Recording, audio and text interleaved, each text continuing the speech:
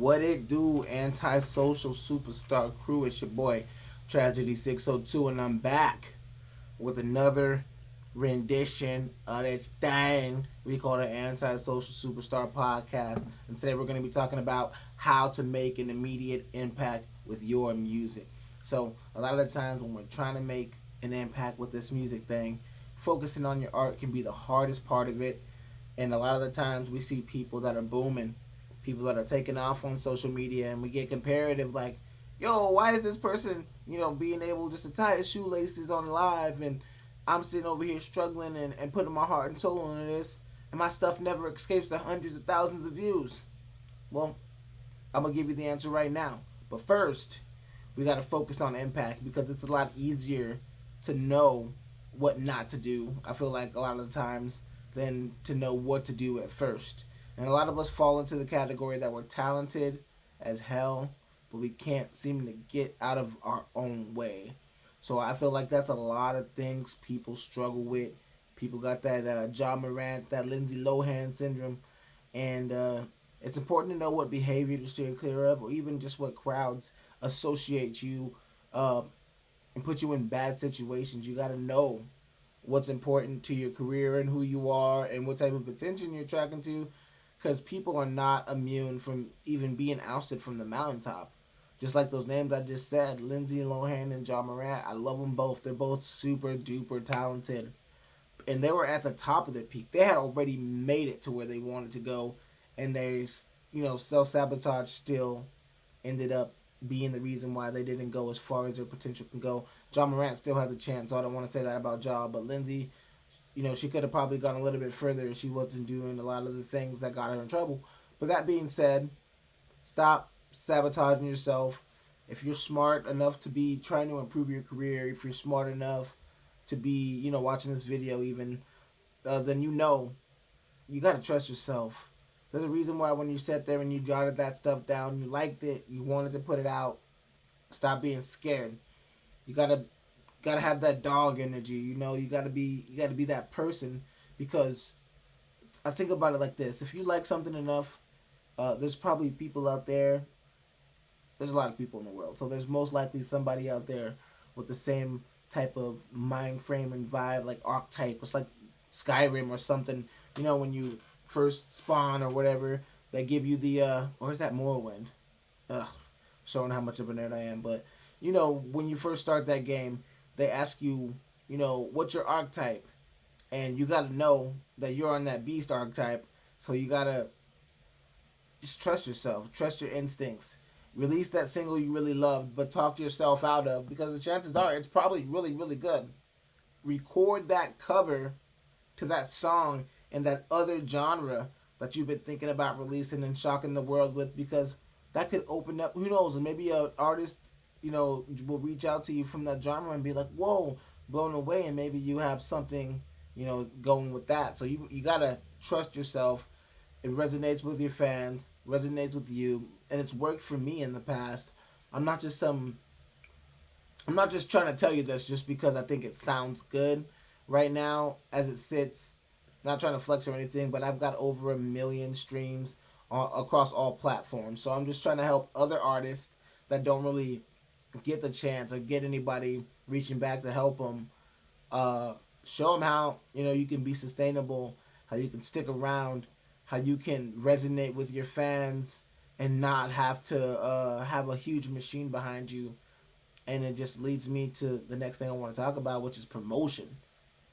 Man, a lot of these artists, man, it blows my mind, and it actually kind of makes me laugh a little bit when I talk to people about promotion, and they're like making it seem like promotion is like steroids for performance enhancing drugs or something with your music career. Um, the best way I can put this is like, imagine if like McDonald's, when they were in like phase one, they decided to be like cool and mysterious and like let their burgers speak for themselves. They probably wouldn't have a billion served on any sign anywhere, or have restaurants on every corner. So get in your bag. Start advertising yourself. Start letting the world know who you are. You got to make everyone around the globe familiar with you. And if you're antisocial, promoting yourself is super, super, super, super, super, super, super, super more 100% favorable and beneficial to you than showing up in public and being at events and stuff, which you're gonna have to do anyways. But you know, if you're not familiar with, if they're not familiar with your product, then you already lost. There's so many other people with so much product. It's like you can't fall behind. So uh, you already know what it is with that. People want to see your growth and progression as well. That's another huge thing that people underestimate. People just want to pop into the game, you know, with 1 million followers, and it's like, dude, nope. That's like a short lived type of existence. Your people that are homegrown, your people that come from the dirt and the gristle with you will never leave you. They never will. You know, people that will just be with you with the instant 1 million, more than likely they're just gonna hop on to whatever's next hot and whatever next phase there is in the music industry, which is totally fine. It's their right to do that. But you as a creator, you have to give people something that is like an oven cooked meal and it's not like a microwavable meal because you want them to be a part of the whole shebang, not just the 60 seconds when you're grubbing down. So a lot of times, and was one of the things I was really a big culprit of. This is one of the things I did a lot to hold myself back in the beginning was uh, use lack of resources or money as an excuse when that's actually the opposite of the way you want to operate in the business sphere. Like a lot of times, labels give artists a lot of money for an advance without even knowing if the artist is going to do well or not, and they put a lot of trust into them. A perfect example of this, not musically but just in life, would be like Deion Sanders in Colorado. They gave him a contract that they knew they couldn't pay him, and they admittedly knew they couldn't pay him, but they knew that if they bet on themselves, brought him over there, and prayed for the best, and put their action and grind behind their intentions, that they could do it. And they raised more than enough money to have that man coach. And as you, if you watch and follow football, you know that they going off, they're going crazy. And do you believe now? So they beat TCU. Their reputation is gonna go crazy, and if they keep winning financially, what's gonna come is great. The Rock probably The Rock is probably another good example of why money is just not the reason why people do this. You know what I mean? Like if money was the reason why, and this is something that I heard from Daniel Priestley. Daniel Priestley. Let me take a little quick shout out and say shout out to Daniel Priestley. A lot of the stuff that I'm talking about was really heavily influenced by him. I watched a piece by him. I think it was on a guy named Ali's YouTube channel, and it was an interview. And the stuff he was saying, I was like, damn, y'all got to repackage this and give this to the people. You know what I'm saying, my people, because I know y'all ain't gonna hear this pretty much anywhere else, and you're not probably gonna watch Daniel Priestley's video. So he said, money is not the motivator behind why great people do what they do. And I was like, what? And then he said, yeah, The Rock has probably made enough money doing movies. Well, he didn't say The Rock. That's something I said. But he said LeBron James has assuredly made enough money from basketball. Michael Jordan's probably sold enough shoes. Stuff like that. Like, these people aren't doing it for money. They're doing it for legacy because that's who they are. Because they were hardwired and born and made to do that. So yeah, the great people don't do what they do because of money. The great people do what they do is because it's who they are. And that's kind of got to be with you as well. You can't let money be the crutch for everything. Like, oh, well, I didn't have enough money for the music videos. That's why I didn't put out the songs. Oh, I didn't have enough money for this or that. It's like, man, nobody wants to hear that. And especially not people that are looking to like develop you as a talent, is because they're already going to have to spend so much money and do so much for you that they don't want to have to make the ideas and also, you know, light a fire under you every time you feel like you don't have enough resources or anything. It's like, whether it's raining, whether it's snowing, you better be on that court playing basketball, getting your skills up, getting your shots up, because you're one of the greatest, and that's what you need to do.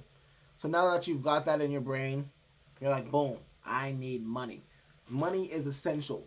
If you do not have money and you do not promote yourself, it's a tough, tough road. Not saying it's impossible. You can know somebody, have connections of some sort, you know, have an investor that does have money. There's other ways to do it, but you can't just expect people just to hear your music and things that go like that. Like that's just like once in a lifetime, once in a generation stuff. And if that's you, awesome. But I'm gonna be real with you, it's probably not you. So you gotta do your strategy, get your people, build a community. It's a beautiful thing. Do not be afraid of the grind. Do not be afraid of the work because you gotta believe in your vision. Believe in your vision. You have no choice but to believe in your vision. To be honest, you really don't have a choice because if you don't believe in it, nobody else is believing it. You have to hire a team after a while. You have to assemble a team. That's the next thing. Assembling a team. You're gonna get to where you're quickly gonna be worn out, doing everything, wearing every hat, making the album, distributing the album, registering the stuff, making a cover for it, and then you still got to go out and network and create opportunities for yourself. So find people that love what you're doing. I waited a little while until I had people already in house that were started the process with me, or people that were showing up to all my events and just you could tell they saw what I saw in the music. So you got to get those people in the beginning, and if they're not the most professional at whatever position they're in, so what? There's nobody else doing it. You gotta, you know what I'm saying, become somebody, pay somebody, and or rope in the people you can rope in. That's another Daniel Presley thing. Rope in the people you can rope in, man. Like don't be picky at beginning. Like just get out there, get people that are passionate like you are, and they don't got to be the most, like I said, professional or established people in the world. They just got to be there for you and professional when they're dealing with other people. You know what I mean? Because you're the superstar. Your job is to make people see you. Your job is to make people understand what value you bring and why they should choose to listen to you and stream you and book you over artists that are doing the exact same thing. And maybe artists with like a smooth machine and team. You're competing. Even if you don't want to compete, even if you're not consciously competing with anyone but yourself, which is what you should be doing, at the end of the day, you're getting booked and stuff in your city and stuff, and you're not like high ranking. You're essentially, you want to stand out. So make sure people are excited about the vision and they understand what progress looks like for you and what your team wants to do. And also, you got to make the people feel like they're valued and they're there for a reason. You don't want to have people in positions and then start doing their job or micromanaging when it's not necessary. Let people cook. And then if you don't like it, then tell them what you don't like about it in a respectful way, revise, and go from there. Make sure you're giving people your credit too, because everybody wants their credit, not your credit. Give them their credit, not your credit. I said your credit before. That's not the correct thing. So, yeah, give people their credit, make them feel welcome, make them feel wanted, and make quality product. And really, you can't lose, man.